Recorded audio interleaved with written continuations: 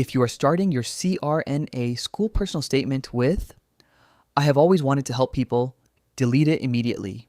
You just lost the admissions committee in the first sentence. They are reading 500 essays this week. Every single nurse wants to help people. It is the baseline requirement of your job, not a unique personality trait. Starting with a cliche proves you don't know how to sell your actual value.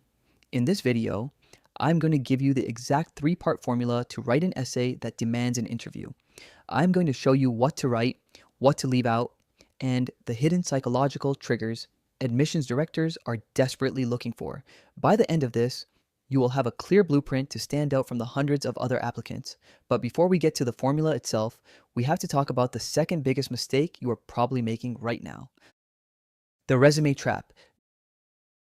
Do not turn your personal statement into an audio version of your resume. The admissions committee for Nurse Anesthetists school already has your resume. They know you work in a level 1 trauma center. They know you have your CCRN. When you spend 2 paragraphs writing, "I manage ventilators and titrate vasoactive drips," you are wasting the most valuable real estate in your entire application. The essay is not an IQ test to prove you know what LevelFed does.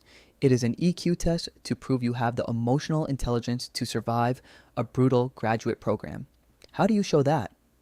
You use the clinical catalyst method, which we will cover in detail later on in the video. The tragedy pitfall. There is a dangerous trend in nurse anesthetist applications right now. I call it the tragedy trap. Applicants think they need a heartbreaking backstory to stand out. They write an entire essay about a deeply traumatic personal event, but they completely fail to connect it to the profession of anesthesia. The admissions committee is highly empathetic, but they are looking for graduate students, not patients.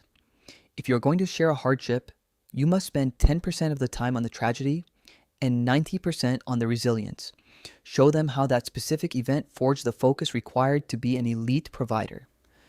If your essay leaves the reader feeling pity instead of respect, you need to rewrite it. Part 1. The clinical catalyst. So, how do you actually start the essay? You use part 1 of the proven formula, the clinical catalyst. The committee wants to know the exact moment, the specific clinical shift, where you realize being a bedside ICU nurse was no longer enough. Tell the story of the exact patient interaction, or the exact moment you watched a nurse anesthetist manage a crashing airway. That made you say, "That is what I need to do." Put the reader in the room with you. Describe the monitors. Describe the tension. This proves you have situational awareness and a deep, authentic respect for the gravity of the profession.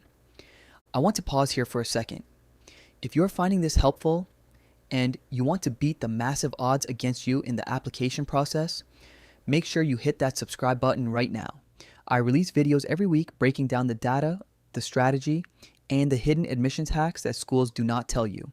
It's the smartest investment you can make in your future career, and it's free.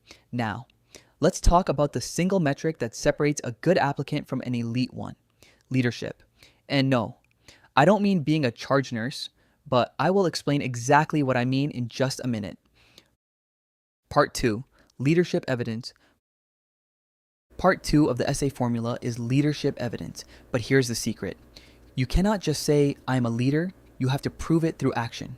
The admissions committee for Nurse Anesthetist school is looking for applicants who will advance the profession, not just clock in and clock out.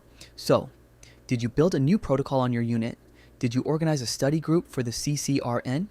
Did you notice a flaw in your ICU's code response and actively work to fix it? Pick one specific story that proves you take initiative when no one is watching. Showing one detailed example of leadership is 10 times more powerful than listing 5 generic committee meetings. Don't just say what you did, explain the impact it had. Did your new protocol reduce unit infection rates by 20%? Did your study group help 3 other nurses pass their exams? When you attach measurable results to your actions, you go from being a passive participant to an innovator. That is the exact kind of mind they want in their cohort. The arrogance filter. Before we get to the final part of the essay formula, we have to talk about the tone of your writing. I call this the arrogance filter. A lot of high-performing ICU nurses write with a tone of entitlement.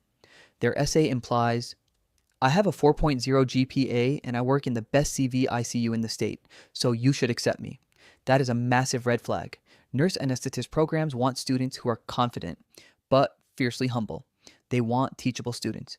If your essay sounds like you already know everything, they will reject you. Frame your achievements not as the finish line, but as the foundation that has prepared you to become a beginner all over again. Remember, you are about to go from being the most experienced nurse on your unit to the least experienced person in the operating room. You have to prove in this essay that your ego can handle that massive transition. A truly elite applicant writes with a deep respect for how much they still have to learn. They use phrases that highlight collaboration, adaptability, and a hunger for critical feedback. Part 3, the why this school connection. The final paragraph of your essay is where most people get lazy.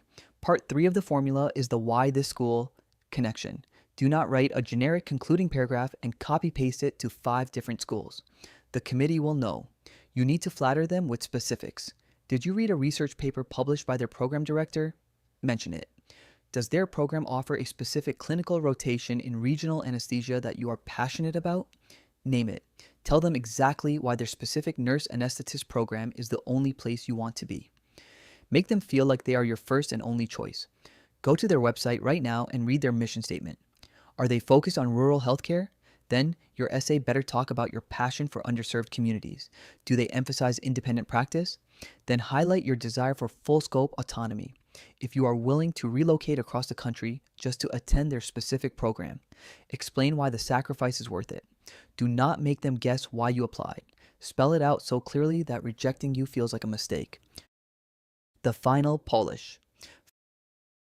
Finally, let's talk about the polish.